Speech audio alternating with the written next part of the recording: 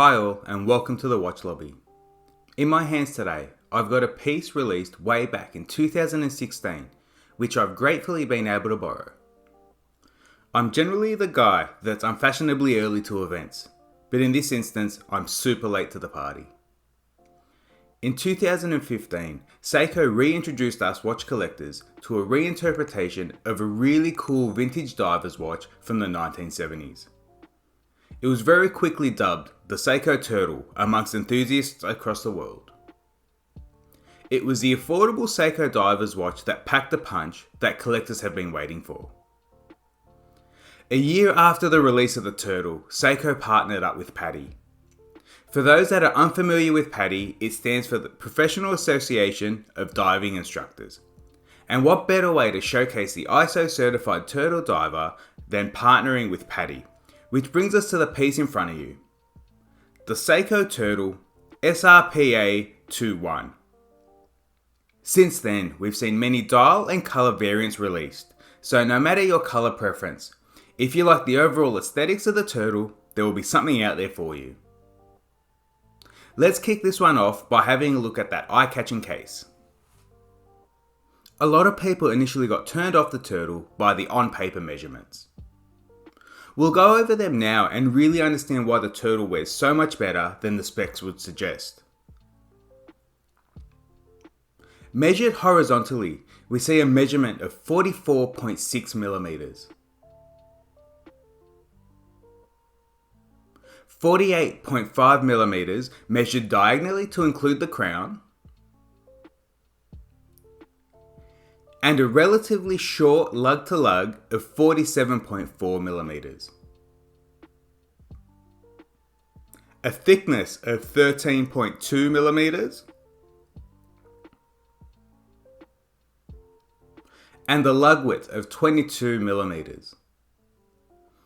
On Bracelet, sized up for my 7-inch wrist, this one weighs in at 176 grams. Now that the measurements themselves are out of the way, let's discuss why the turtle actually wears better than the larger measurements suggest. Measurements get taken from a top-down 2-dimensional perspective. Looking top-down, we see a wide case that flares out past the bezel. But flip the watch over and it's a completely different story. From the underside of the case, we see a dramatic taper from the widest point topside down to the portion of the case that actually hugs your wrist. From any other angle other than directly top down, the proportions really start to appear smaller than they actually are. Not to mention the dramatic taper on the underside of the case aids so much in wearability and comfort on wrist. As a watch community, I feel we need to stop looking at measurements 2-dimensionally and really start to understand certain design elements watchmakers put into watches. Measurements on paper aren't always as they seem. Now that measurements are out of the way, the case itself, for a piece that is priced where it is, which is sub 600 Aussie dollars, and even less for non-PADI or special edition pieces, is second to none. The flared case design naturally creates crown guards for the recessed, screw-down, unsigned crown. Topside, we see a brushed finish meeting up to a polished side case. Let's also add that we do get drilled lugs with the turtle, which with its short lug design make this piece an absolute strap monster, as many collectors have already showcased. Seiko is one company that really put feelers out there and try to get a better understanding of what collectors want. And easy strap changes is definitely something collectors want. Going back topside, we see the 120 click bezel with aluminum bezel insert. Moving in, the Pepsi colour theme continues on the chapter ring. The ring itself being blue with white minute markers with red markers every 5 minutes. From there, I think this is where this particular piece shines. That stunning sunburst dark blue dial specific to the PADI release is just amazing. Of course, that's subjective, so definitely check out what else is out there. We see round printed hour markers with applied Lumibrite loom all the way around the dial, with trapezoid markers at 6 and 9 and a double trapezoid at 12. There is a white day and date wheel at 3, which showcases the day in English and kanji. It would have been nice to see a dark day and date wheel here in my opinion. The dial text does start to get a bit cluttered on the PADI dial variant, with the words Seiko and the Prospex logo at 12, and the words PADI, automatic divers 200 meter at 6.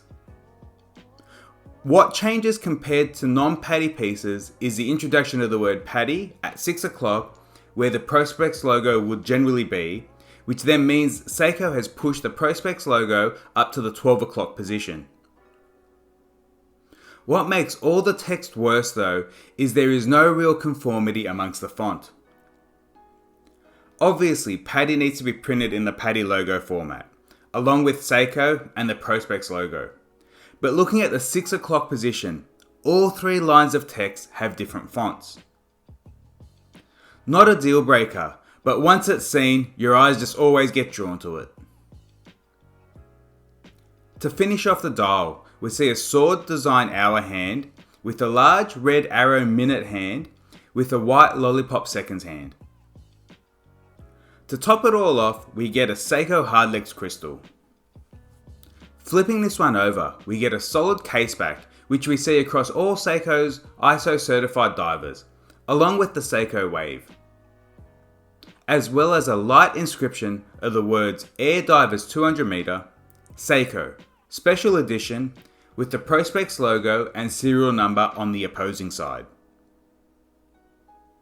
Under the caseback, we get Seiko's 4R36, which gives us roughly 40 hours of power reserve, a day and date function with a beat rate of 21,600 beats per hour, with the ability to hack and hand wind. As I've gone over in many other videos, it's just a tried and true workhorse movement. Moving on to the bracelet.